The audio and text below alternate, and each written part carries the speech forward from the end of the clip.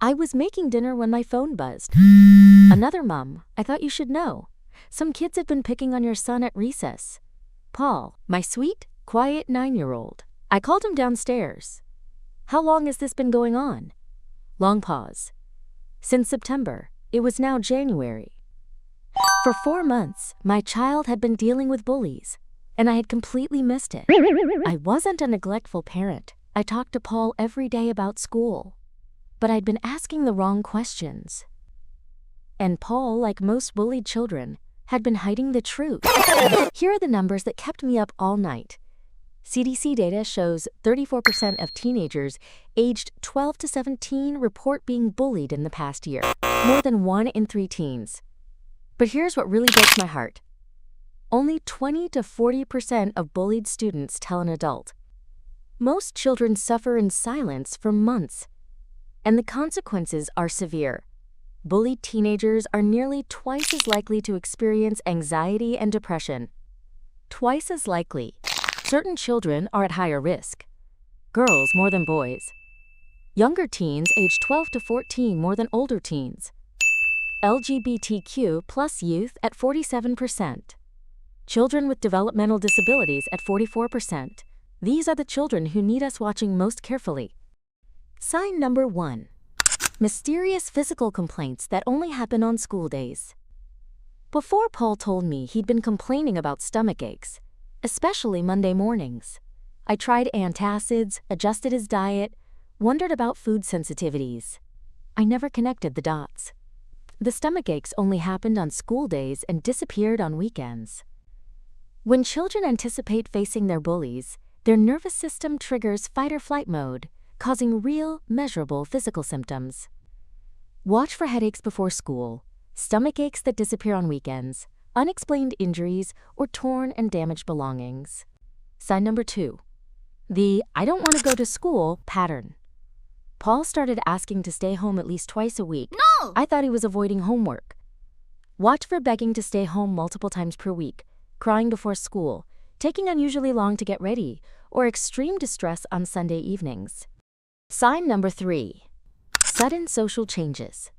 Paul used to talk about his friends constantly. Then gradually he stopped. He no longer asked for playdates, stopped wanting to go to parties, became withdrawn.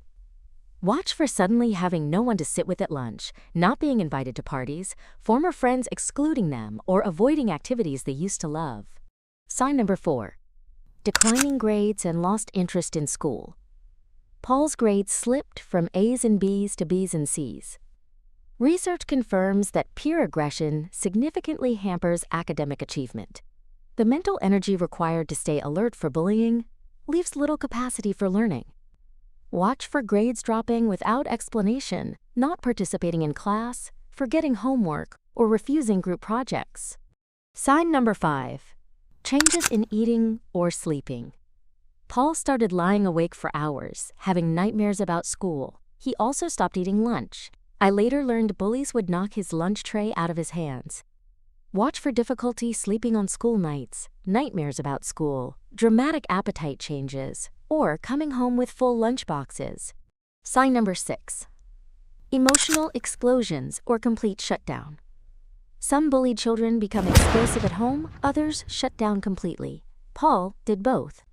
Some days he'd snap at his sister over nothing. Other days he'd go straight to his room after school and barely speak. Watch for increased irritability, crying easily, emotional withdrawal, or expressions of worthlessness like, "I'm stupid" or "nobody likes me." Sign number 7. Technology anxiety. For older children, watch their reaction to phones and social media. Do they seem anxious when notifications arrive? CDC data shows 16% of high school students were electronically bullied in 2023. And among students bullied at school, about 1 in 5 are also bullied online. Watch for emotional distress after using devices, being secretive online, avoiding social media, or abruptly deleting accounts. After that mom texted me, I sat Paul down without interrogating him. I said, "Paul, I love you so much. If someone is making school hard for you, that's not your fault. You didn't do anything wrong. I'm here to help, not to be mad." That's when he told me everything. 3 questions that helped. What's the hardest part of your school day? Not, how was school? Is there anyone at school who's unkind to you? And, do you feel safe at school? The key was removing shame and blame. Here are 5 steps when you discover bullying. Step 1. Document everything: dates, times, what happened, witnesses. Step 2. Talk to the school strategically and collaboratively. Don't go in angry. Focus on your child's safety. I said, I need your help protecting my son. What steps can we take together? That approach got results. Step 3. Empower your child. Role-play responses. Build self-esteem outside school. We enrolled Paul in martial arts, not to fight back, but to build confidence. Step 4. Consider professional support. Don't wait. And step 5. Monitor and follow up consistently. One more thing I have to address. What if your child is the bully? Children who bully are also struggling, dealing with their own pain or chaos at home.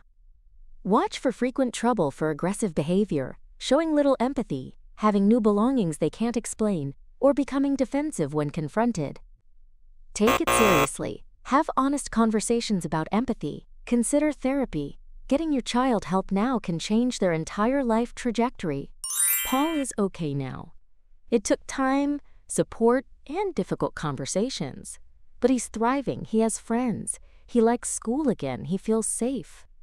But I share this story because 4 months is too long for any child to suffer in silence. If even one parent reads this and recognizes these signs in their child, if even one child gets help sooner, sharing our story is worth it. Your child is counting on you to notice, to care, and to act. Subscribe for more honest, research-backed parenting guidance every week. And please share this video. The parent who needs it most may not know to look for it. In Positive Minds, I devote an entire section to bullying, including word-for-word scripts for difficult conversations, guidance on working with schools, and strategies for rebuilding your child's confidence after bullying. Because no child should face this alone, and no parent should feel as helpless as I did. Link in the description. Important disclaimer. This video provides general parenting and educational information about bullying. It is not a substitute for professional mental health advice. If your child shows signs of anxiety or depression related to bullying, please seek professional help immediately.